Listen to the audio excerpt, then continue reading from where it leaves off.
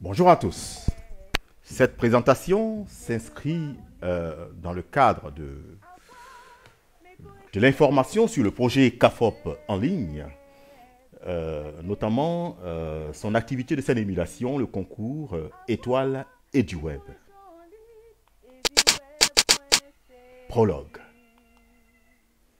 Chaque fois que la connaissance a changé de support, nous avons changé de civilisation. Dixit, le philosophe Michel Serres. Qu'en est-il?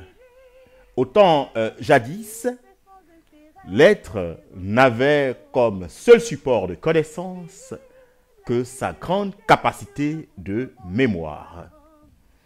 Alors, il n'avait pas de support écrit, et donc la transmission, la pédagogie des savoirs ne se faisait que par voie orale. C'est la civilisation, n'est-ce pas, de l'oralité par excellence. Alors, les ingénieurs ou les savants de l'époque ont trouvé, n'est-ce pas, important de conserver leur mémoire sur les parois de leur lieu d'habitation. On parle donc de peinture rupestre. Ici donc, on peut lire qu'ici vivaient des éleveurs. Avec la démographie et la mobilité des peuples, il est évident qu'on ne peut pas se déplacer avec son lieu d'habitation. Ainsi donc, furent donc inventées les tablettes, les premières tablettes, les tablettes d'argile, les tablettes en matériaux solides de pierre. Donc, souvenez-vous, les tablettes des 10 commandements, n'est-ce pas, de Moïse. Évidemment, toujours avec le problème de mobilité des peuples et de la démographie, la quantité d'informations à partager étant importante, cela revient lourd, n'est-ce pas, de transporter des blocs de pierre contenant quelques informations. Ainsi donc, fut inventé le papyrus par des ingénieurs de l'époque, la civilisation du papier. Avec la démocratisation de la connaissance, l'accès donc du savoir à un plus grand nombre et non à des privilégiés, le livre donc fut inventé, la civilisation donc du livre. Et donc, on peut voir un peu partout l'érection, n'est-ce pas, de bibliothèques qui de plus en plus se fait rare dans nos sociétés. Et nous sommes davantage, n'est-ce pas, envahis, engloutis dans une matrice d'objets connectés, d'objets numériques, comme le soulignait tantôt, n'est-ce pas, l'une des responsables de l'UNESCO. Notre attention est captivée par les objets connectés. Alors, il va sans dire que nous sommes évidemment dans une nouvelle civilisation, la civilisation du numérique. Souvenons-nous, Michel Serres a dit, chaque fois que la connaissance a changé de support, nous avons changé de civilisation. Bon nombre parmi nous, moi en premier, je peux avouer que ça peut faire plus d'un an, 2 ans, plus que j'ai touché manifestement un dictionnaire papier. Chaque fois que j'ai besoin d'une définition, il suffit de prendre mon Google, mon smartphone, et rapidement j'ai l'information plutôt que de soulever un volume, ce qui n'est pas mauvais en soi, mais c'est le réflexe. Et donc, manifestement, nous sommes dans la civilisation du numérique. Du coup, il va falloir donc changer, réviser les façons d'apprendre, le paradigme ayant été changé. Sur cette publicité, on peut voir déjà en 1981 deux bonhommes. L'un peint en noir, l'autre peint en blanc. La publicité dit « This guy on the left », à gauche, « doesn't stand a chance ». Alors cet homme en noir n'a pas de chance parce qu'il n'est encore que dans les livres, parce qu'il n'est encore qu'avec une mallette contenant du papier. Nous sommes en 1981, je vous le dis. Alors que celui en blanc là tient un ordinateur portable, vous voyez bien la taille de cet ordinateur portable et l'écran, la dimension de l'écran et l'affichage même de cet ordinateur portable. Et on nous dit que c'est lui qui a de la chance. Nous sommes déjà en 1981 quand on dit que it was inevitable. C'était inévitable qu'on atteigne une civilisation du numérique. Que le numérique soit notre serviette, que le numérique soit notre porte-document. Aujourd'hui, c'est ça l'évidence. C'est ça l'évidence. À cette époque, l'ordinateur, comme vous voyez à l'affiche ici, coûtait, cet ordinateur de cette qualité-là, coûtait 1795 dollars, 1795 dollars de la marque Osborne. Quand on fait une conversion linéaire de 1981 à 2000, combien là 2022, imaginez un terrain qui coûtait peut-être 25 000 francs. Nous sommes aujourd'hui à cette époque-là. Faites une conversion linéaire, sa valeur, c'est plus que des dizaines de millions. Voilà, c'est dire combien l'informatique avait déjà de la valeur et ça continue toujours d'avoir de la valeur. Alors, on va un peu se détendre avec cette citation de notre fameux héros, la star de la région du Gord en Côte d'Ivoire, qui dit, et je cite, « Le temps qui était le temps n'est plus le temps qui est le temps. » Le vieux Ménécri. Alors, vous pouvez voir que ici, comme affiché ces différents téléphones portables qui, dans le temps, coûtaient, Nokia 3310 en l'occurrence, coûtaient 150 000 francs en promotion, je vous le dis. 150 000 francs en promotion. Pour un téléphone à affichage bicolore et sans interactivité numérique, aujourd'hui, à ce prix-là, on peut acheter un téléphone numérique à 8 Go de RAM, très performant en termes de connectivité et d'apprentissage numérique. C'est dire quoi? C'est dire que lorsque la demande est forte, les prix chutent. Aujourd'hui, les Nokia, on peut les avoir 5 000, 10 000, environ, pas plus que 20 000 en tout cas, de francs CFA. Voilà. Alors, et si on consulte les données de l'ARTCI, n'est-ce pas, on peut dire de 2014 ou 2019, je ne me souviens plus, vous pouvez chercher par vous-même. Alors, c'est l'apprentissage actif, vous avez la possibilité de chercher par vous-même. Le taux de couverture en téléphonie mobile en Côte d'Ivoire est de plus de 102%, ce qui veut dire quoi? Chacun, statistiquement parlant, chacun des 26 millions d'Ivoiriens a, n'est-ce pas, au moins un téléphone portable. Voilà, ce qui veut dire que nous ne sommes pas quand même en retard par rapport à la pénétration du numérique dans notre culture. Après ce prologue, donc, on va aborder le contexte de notre exposé. Alors, notre exposé s'inscrit, n'est-ce pas, dans le cadre de la réforme des CAFOP, n'est-ce pas, appelée communément réforme de la formation initiale des maîtres RFIM, qui, n'est-ce pas, s'inscrit dans les récentes orientations des instances mondiales en charge de l'éducation, n'est-ce pas, qui commande de repenser les programmes éducatifs et de repenser les façons d'apprendre. Étant donné que nous baignons dans un environnement numérique qui captive notre attention, alors que l'apprentissage, n'est-ce pas, par excellence, n'est-ce pas, impose, n'est-ce pas, d'attirer notre attention. Alors, pourquoi ne pas faire usage des objets qui captivent notre apprentissage pour en profiter et transmettre le savoir? Donc, c'est ce que se résolve à nous conseiller les instances internationales de l'éducation. Alors, et donc ces instances visent, n'est-ce pas, la politique de l'éducation pour tous, et n'est pas pas à n'importe quel prix, pas à n'importe quelle manière, n'est-ce pas? Il faut une éducation pour tous et de qualité. Cette éducation pour tous là, qui implique, n'est-ce pas, qui crée, n'est-ce pas, des citoyens ayant une capacité d'adaptation aux situations nouvelles. Effectivement, l'environnement dans lequel nous baignons aujourd'hui constitue une situation nouvelle. La pandémie de la Covid, n'est-ce pas, qui, n'est-ce pas, a fait suite, dont a fait suite, n'est-ce pas, le confinement qui a fait suite à la pandémie, n'est-ce pas, à la pandémie de la Covid, a imposé, n'est-ce pas, l'usage du numérique comme moyen d'apprentissage. Et donc, il fallait donc avoir cette capacité d'adaptation aux situations nouvelles. Alors, donc, le ministre Moi, je crois qu'il faut mettre en relation les principales leçons avec les principaux enjeux. Or, quels sont les principaux enjeux en ce qui concerne l'intégration des TIC dans l'éducation? Le premier enjeu, c'est d'abord réaliser l'éducation pour tous.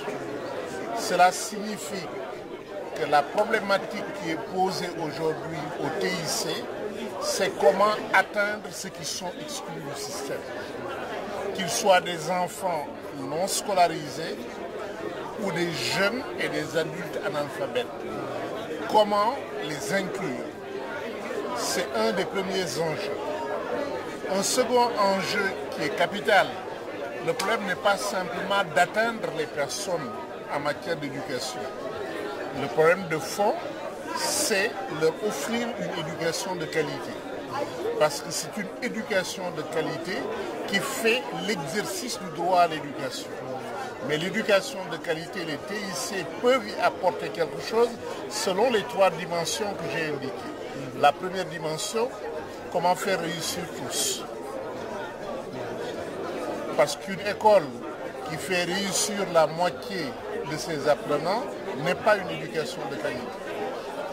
Même si elle peut être une école élitiste et d'excellence comme on dit, mais elle n'est pas une éducation de qualité.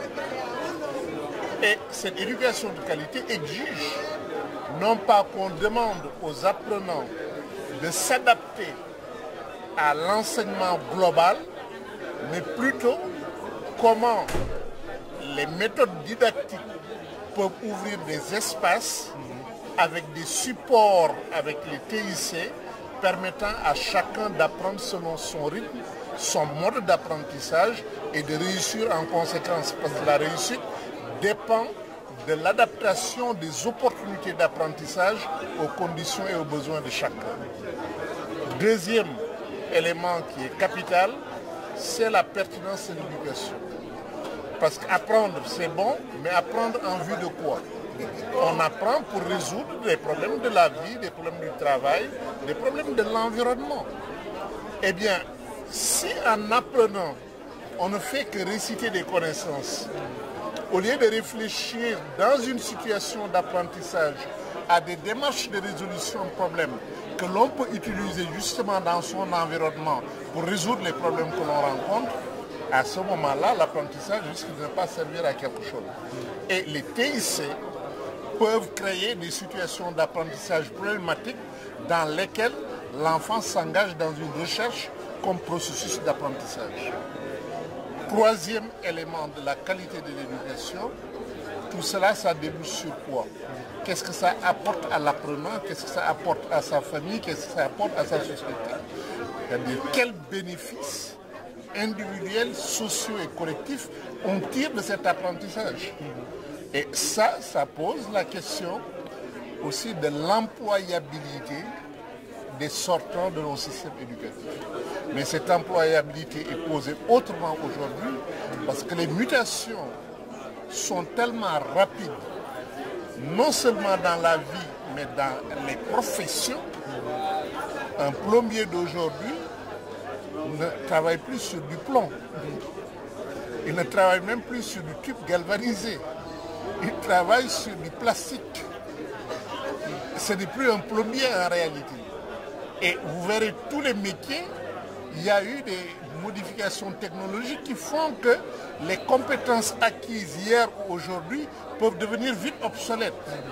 Donc quand on n'a pas la capacité de s'adapter à des situations nouvelles, de résoudre des problèmes, d'innover, quand on n'a pas appris ça à l'école, on risque de ne pas pouvoir suivre les mutations et de ne pas pouvoir les anticiper et les mettre en œuvre. Ça, c'est des questions sur lesquelles on espère que les TIC vont aider à avancer dans le cadre de l'éducation. Bien, voilà. Donc, on vient d'écouter ici l'ancien ministre de l'Éducation nationale sénégalais, l'ancien ministre sénégalais de l'Éducation nationale, qui expose ici, n'est-ce pas, le rôle déterminant, n'est-ce pas, des TIC dans les nouveaux défis éducatifs. J'espère que vous avez bien écouté et donc ici résumé le contenu de son intervention. Les TIC qui devraient aider à atteindre les exclus du système éducatif et offrir une éducation de qualité et permettre à chacun d'apprendre selon son rythme. Mais apprendre en vue de quoi? Apprendre pour résoudre des problèmes existentiels, et cet apprentissage peut utiliser la recherche comme processus, n'est-ce pas, d'apprentissage. Mais on apprend dans quel intérêt? Qu'est-ce que cet apprentissage peut apporter donc à l'apprenant, à lui-même, à sa famille, à sa société? Et bien entendu, il faut que cet apprentissage permette l'employabilité, tenant compte des rapides mutations socio-économiques. Vous voyez, mesdames et messieurs, le rôle prédominant, le rôle très important des TIC dans le nouveau paradigme, n'est-ce pas, de cette société éducative. Bien. On va donc passer au stade suivant. Je vous présente Denis Jacquet, qui a 26 ans en 1999-2000, à 26 ans, a été, n'est-ce pas, auteur de la première boîte e-learning en France. Il est le président de l'EduFactory et de l'association parrainée La Croissance. C'est dit Denis Jacquet, c'est ce qui nous importe. La génération qui arrive est une génération sans mémoire. Contrairement, vous avez vu tout à l'heure comment on a schématisé le film de Civilisationnel. Au tout début, n'est-ce pas, du film, nous avons une génération, une civilisation d'une très grosse capacité de mémoire. Aujourd'hui, en bout de chaîne, nous avons une génération sans mémoire dans cette civilisation du numérique, en opposition avec la civilisation de l'oralité. Alors, nous avons une génération sans mémoire. Évidemment. On ne peut pas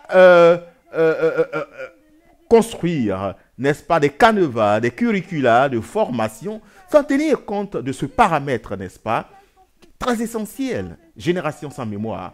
Donc, il est important, selon Denis Jacquet, de prendre en compte ce paramètre du fait que nous faisons face à une génération sans mémoire pour concevoir, n'est-ce pas, les curricula de formation. Évidemment, nous sommes dans une génération YouTube. Qu'est-ce que je veux faire? Faire une pâte, faire la cuisine, cuisiner tel mets, faire la coiffure, quoi d'autre? Réparer, dépanner, installer un logiciel. Tous les tutoriels YouTube, beaucoup de tutoriels YouTube nous y aident. Aujourd'hui, l'autodidactif est un gigantesque comeback. Et donc, c'est des paramètres à prendre en compte dans la formation de cette génération actuelle. Je vous présente les complaintes d'une mère qui dit, et je cite, « La jeunesse d'aujourd'hui est pourrie, jusqu'au tréfonds mauvaise, irréligieuse et paresseuse. Elle ne sera jamais comme la jeunesse du passé et sera incapable de préserver notre civilisation. » On va jouer à un petit jeu. Vous demandez à quelle civilisation appartient cette dame qui se plaint. Évidemment, beaucoup vont répondre que cette dame se plaint de la civilisation d'aujourd'hui, de la jeunesse d'aujourd'hui. Eh bien, vous verrez que cette plainte a été découverte par les archéologues sur une tablette d'argile dont l'âge est estimé à plus de 3000 ans. À plus de 3000 ans. Donc, on peut dire que les complaintes que nous émettons à l'endroit de nos enfants aujourd'hui, nos parents les ont émises à notre égard et nos aïeux ont émis les mêmes complaintes à l'égard de nos parents, ainsi de suite. C'est une chaîne sans fin. Comme schématisé ici, avant, voilà, les générations d'avant peuvent se dire ils étaient des enfants braves, des enfants travailleurs, acharnés, et ceux d'aujourd'hui sont des enfants aimant la facilité, fainéants et tous paresseux. Évidemment, c'est un conflit qui date de plus de 5000 ans, depuis, selon les archéologues, les découvertes des archéologues, 2000 ans avant, 3000 ans avant Jésus-Christ, et aujourd'hui, à l'an 2022, nous continuons de dire, de tenir de tels propos. Voilà. Le problème, c'est donc quoi? Le problème, c'est donc quoi? Est-ce le défaut, l'incapacité de s'adapter, n'est-ce pas, aux nouvelles situations, comme, n'est-ce pas, je le disais tantôt dès l'entame de mes propos, selon les orientations des instances mondiales en charge de l'éducation? Est-ce que chaque génération actuelle, selon son temps, avoue ainsi son incapacité à s'adapter aux situations nouvelles et donc jette, n'est-ce pas, son échec sur les générations en cours? That is the question. Oui, cette jeune enfant qui nous dit, et je cite, hein, on peut le dire ici, que cette civilisation, cette ère est la nôtre, comme dit l'enfant, et nous pensons différemment. Oui, effectivement, nos enfants pensent différemment et on doit en tenir compte. Oui, nos enfants qui nous disent que nous avons changé de civilisation, nous devons nous en approprier, cette nouvelle civilisation, et donc adapter les façons de transmettre le savoir à cette civilisation qu'est nôtre, qu'est la leur, qu'est celle de nos enfants.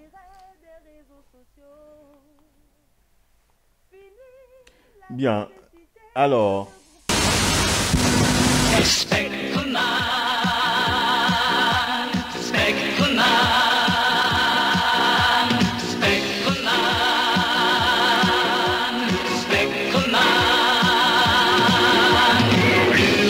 Ici donc, j'aimerais juste faire une petite introduction pour cette vidéo.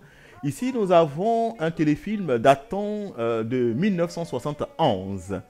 Et donc, à cette époque-là déjà, les autorités japonaises ont pensé faire la promotion, l'apologie du numérique, de la robotique, n'est-ce pas, elles estimaient donc qui devrait constituer, n'est-ce pas, le salut du peuple japonais qui est situé sur un territoire hostile à la vie humaine. Les tremblements de terre, les tsunamis un peu partout, et avec un sous-sol sans aucune richesse, n'est-ce pas, en matière première. Alors les autorités japonaises ont eu le nœud creux de penser que leur salut viendrait du numérique, de la robotique. Et donc dans ce film, vous verrez que le héros, George, n'est-ce pas, est toujours guidé par un être suprême qui s'appelle ordinateur. Et donc, quand nous étions petits, on entendait Spectreman ici, ordinateur, ça nous amusait, on ne savait pas où est-ce qu'on voulait en venir. Mais aujourd'hui, avec beaucoup de recul, ces enfants de l'époque qui ont aujourd'hui 50, 60 ans, n'est-ce pas, ont été ceux-là qui ont construit ce Japon moderne, ce Japon de grande puissance. Alors, je vous laisse donc écouter en guise de souvenir ou en guise d'enseignement, souvenir pour les générations comme comme la nôtre, n'est-ce pas,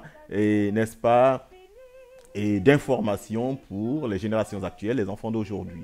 Voilà, c'est dire que, n'est-ce pas, c'est une question de vision. Ce qu'on fait aujourd'hui, c'est dans les perspectives des défis de demain. Et ça, le gouvernement japonais l'avait bien compris et l'a toujours bien compris. Je vous laisse écouter Spectreman. Qu'un missile audacieux, inflexible, mystérieux et invincible, Spectreman, Spectreman. Sans peur, il traque la pollution qui attaque les hommes singes qui contre-attaquent, Spectreman. Des millions d'années-lumière pour arriver sur la terre, il restera un mystère, Spectreman.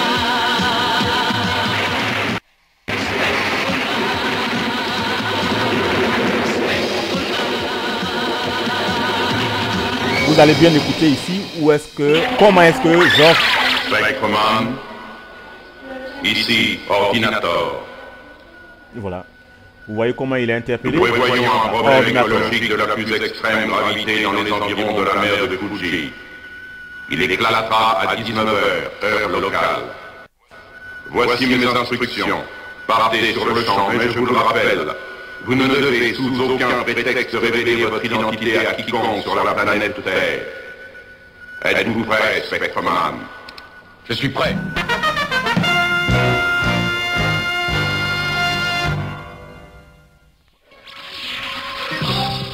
La planète Terre.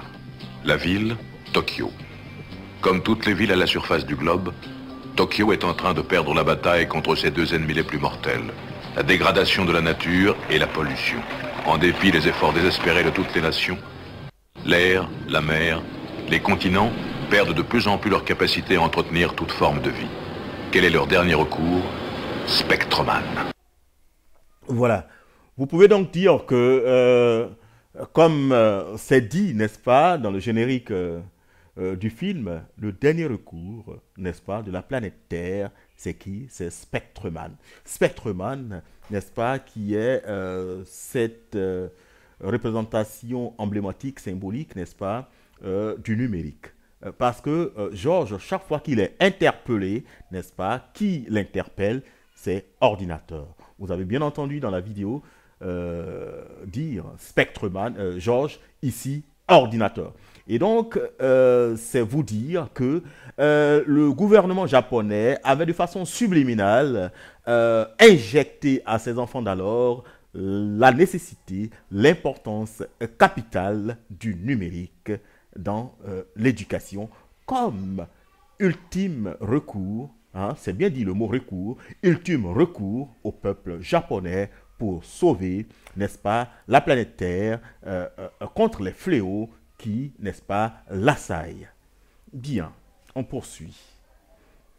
Alors, donc, c'est dans cette veine donc que nous nous inscrivons dans cette matrice mondiale générale, le projet CAFOP en ligne, dans les habitudes pédagogiques au sein des CAFOP. Pour mener à bien cette initiative, n'est-ce pas, il nous importe d'entreprendre une formation annuelle des professeurs des CAFOP et d'organiser, n'est-ce pas, pour susciter une saine émulation à l'apprentissage numérique, d'organiser annuellement un jeu concours appelé Étoiles et du Web.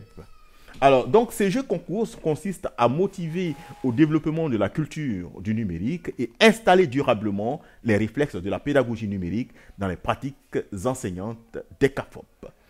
Hein? En outre, développer la recherche pédagogique et l'autonomie en apprentissage, pourquoi pas l'autodidaxie. L'autodidaxie qui est le propre, n'est-ce pas, de l'enseignant. L'enseignant, pour préparer son cours, pour se montrer prêt, au-dessus, n'est-ce pas, de la connaissance à se transmettre à ses apprenants, doit apprendre par lui-même. Et c'est dans cette, n'est-ce pas, veine, dans cette optique que s'inscrit, n'est-ce pas, le jeu de scène émulation dénommé Étoiles et du Web, qui est un concours qui porte sur les savoirs académiques, n'est-ce pas, demandés à l'élève maître durant sa formation. Donc ce jeu est comme une sorte d'évaluation bilan des élèves maîtres de première année des CAFOP. Alors, il s'agit pour nous ici donc de former un enseignant complet, efficace, innovant et autonome en apprentissage. Principe donc du jeu. Ce jeu donc consiste, n'est-ce pas, à tenir compte des contenus de l'ensemble des modules étudiés en CAFOP. Et donc, les différentes questions abordées pendant sa formation durant l'année scolaire, ces questions sont posées à l'élève maître par un tirage au sort. Donc, un bon élève, un bon lauréat, c'est celui, n'est-ce pas, le lauréat, c'est celui qui a bien, qui s'est bien exercé, qui a bien fait ses activités d'apprentissage sur la plateforme. Parce qu'on n'invente rien. Ce sont les contenus de vos apprentissages qui sont proposés sous forme de questions du concours. Alors, les épreuves éliminatoires sont composées, sont exécutées sans surveillance et en toute responsabilité de l'apprenant. Oui, ceci pour souligner l'autonomie. La note minimale pour passer en finale, à condition d'être parmi les 30 premiers, est donc 12 sur 20 dans son CAFOP. Alors, les 30 premiers par CAFOP s'affrontent en finale. Ça, c'est l'édition cette année, l'édition de 2020, les 30 premiers, donc c'est dire ceux qui ont au minimum 12 sur 20, s'affrontent en finale. Mais pour les éditions futures, chaque CAFOP recevra son lot de prix, le trio de chaque CAFOP recevra son prix, et donc iront en finale le trio gagnant de chaque CAFOP, ce qui fait que nous aurons 48 candidats, n'est-ce pas, en finale, et on y retient donc le trio gagnant ultime national, et ce trio sera donc le lauréat, l'étoile du web du CAFOP, qui bénéficiera, n'est-ce pas, d'une bourse d'une année, l'année de son mandat, et d'un ordinateur yoga, n'est-ce pas, bien adapté, n'est-ce pas, à sa fonction d'enseignant, de maître d'enseignant du primaire, enfin d'enseignant, tout court, on pourrait dire. Les éliminatoires ont eu lieu. On a pris 4 CAFOP pilotes. Malheureusement, au CAFOP d'Abidjan, sur 518 élèves en première année, il n'y a eu que 21 participants, donc avec un taux de 4,05. La moyenne de notes, ceci dit, c'est la meilleure moyenne de notes, 6,06 sur 10. C'est-à-dire que c'est vraiment les personnes motivées qui s'y sont intéressées. Peut-être que l'information n'a pas circulé. Au CAFOP d'Aboisseau, qui a le meilleur taux de participation, a quand même l'une des plus faibles notes en termes de moyenne générale. Voilà, ainsi de suite. Vous pouvez voir donc le nombre de participants en rouge là et le nombre total, n'est-ce pas, des élèves de première année sur l'ensemble des 4 CAFOP retenus pour la phase pilote. Donc sur 1452 élèves de première année sur les 4 CAFOP, il n'y a que 223 qui ont pu participer aux éliminatoires. C'est insuffisant. J'espère que les années prochaines, ce sera la totalité des élèves maîtres. Surtout, cet objectif peut être atteint si le jeu est couplé à un examen sommatif national. Alors, on peut voir ici l'évolution, n'est-ce pas, des notes moyennes par CAFOP. Voilà, chaque courbe représente un CAFOP. On peut dire que les notes sont autour de 5 sur 10, c'est sur 10, hein, 5 et 6, c'est demi sur 10. Voilà, c'est dire que dans les 3 CAFOP distants géographiquement, n'ayant pas les mêmes enseignants, ont quasiment le même niveau, c'est déjà prometteur. C'est dire que si l'effort est un peu poussé plus haut, tout le monde aura le même niveau uniforme et un bon niveau. Donc il s'agit pour nous ici de trouver les moyens d'améliorer, n'est-ce pas, les compétences de sorte à relever, n'est-ce pas, le niveau de ces courbes au-delà, pourquoi pas, de 8 sur 10, ce qui veut dire 16 sur 20, voilà, pour que nous puissions disposer d'enseignants responsables, efficaces, compétents et autonomes. Bien, je pense avoir...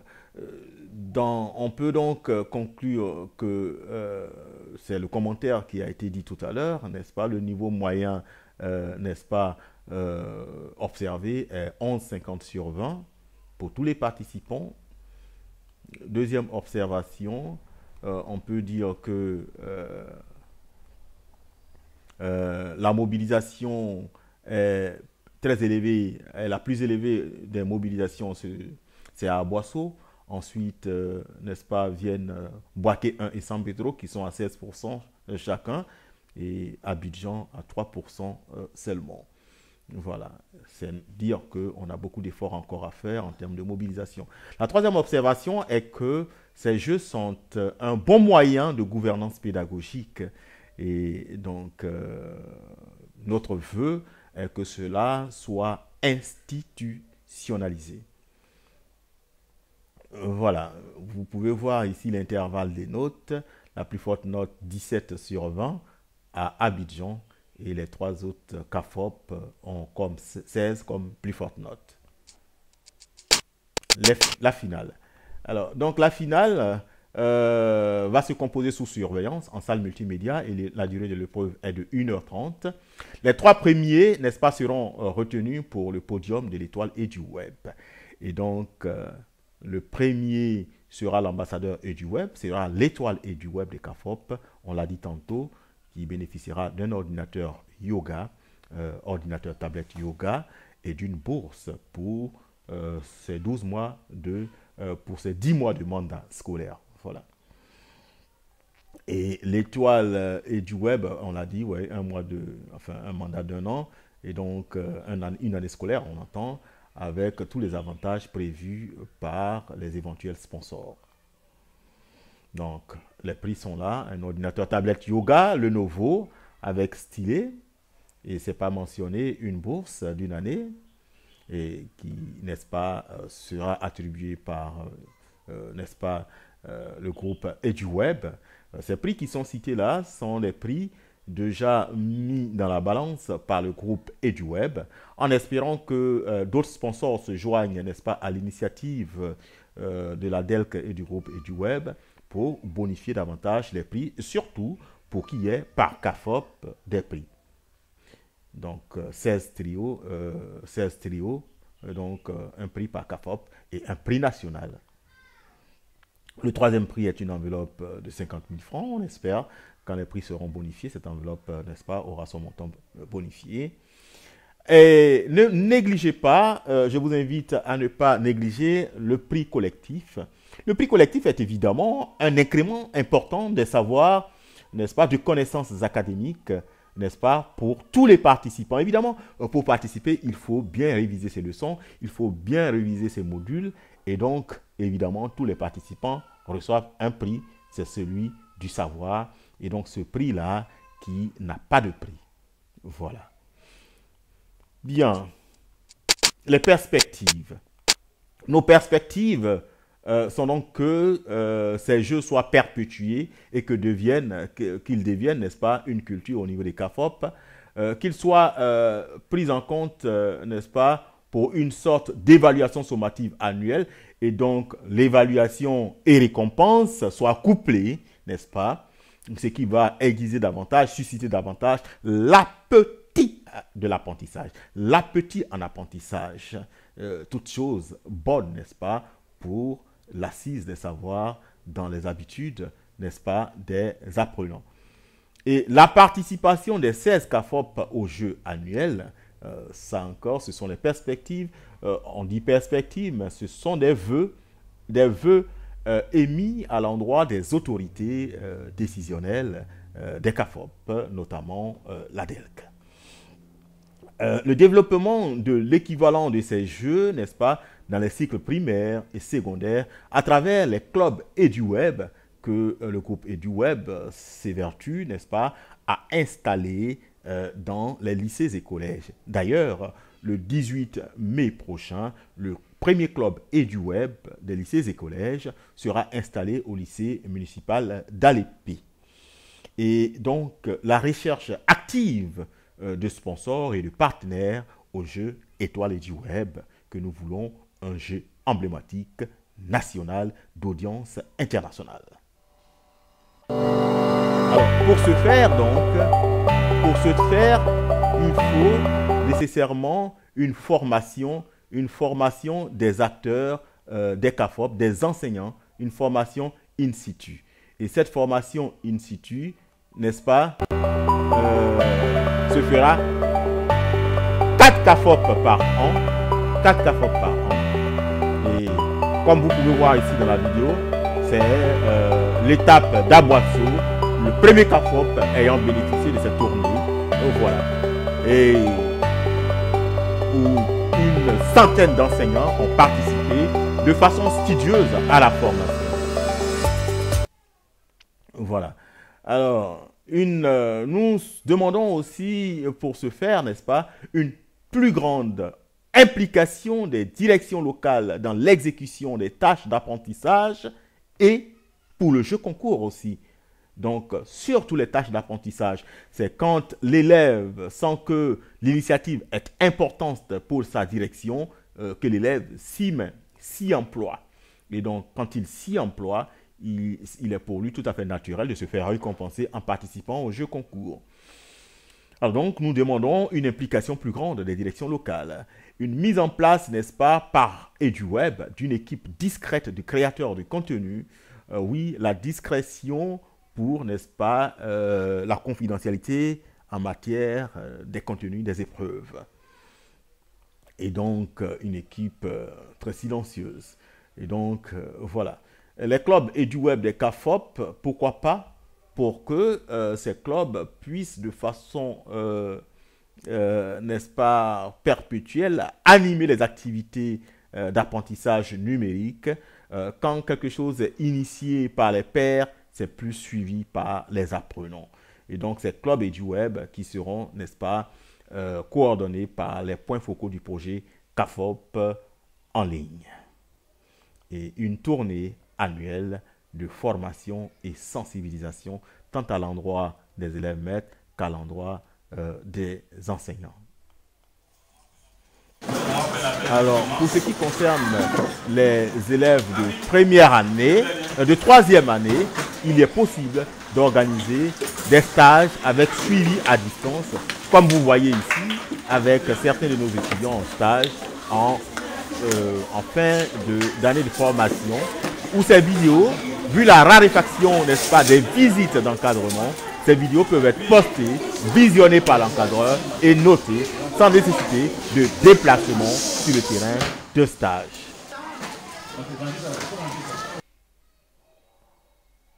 Alors, pour ce faire, pour mener à bien cette initiative, il faut donc une volonté, une détermination, une planification rigoureuse de l'organisation, tant dans l'enseignement que l'organisation du concours, et une persévérance. Ne pas se décourager à la moindre difficulté. Les difficultés sont un ferment en termes de créativité plutôt que un facteur d'annihilation, n'est-ce pas, de l'esprit de créativité. Il faut prendre les difficultés dans ce sens comme ferment de créativité. Alors, à ces conditions-là, donc, nous pensons que nous pourrons y arriver. Eh bien, mesdames, messieurs, je voudrais conclure cette conférence par un mot catastrophique. Catastrophique. Les nouvelles technologies nous ont condamnés à devenir intelligents. Nous sommes devenus intelligents, c'est-à-dire comme nous avons le savoir devant nous, comme nous avons l'imagination devant nous, etc. Mais oui, nous sommes condamnés à devenir inventifs, à devenir intelligents, c'est-à-dire devenir transparents. C'est-à-dire nous sommes à distance du savoir, à distance d'imagination, à distance de cognition en général, et il ne nous reste exactement que l'inventivité. C'est à la fois une nouvelle catastrophique pour les grognons, mais c'est une nouvelle enthousiasmante pour les nouvelles générations, c'est-à-dire que décidément aujourd'hui, le travail intellectuel est obligé d'être un travail intelligent et non pas un travail répétitif comme il a été jusqu'à maintenant. Je vous remercie.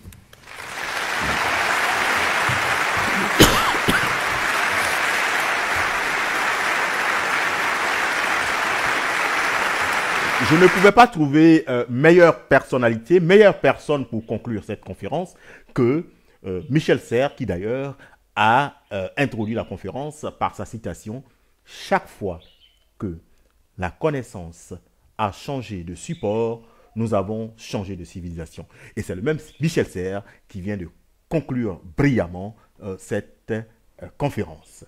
Pour ma part, je peux vous dire que je vous remercie. Merci pour votre attention.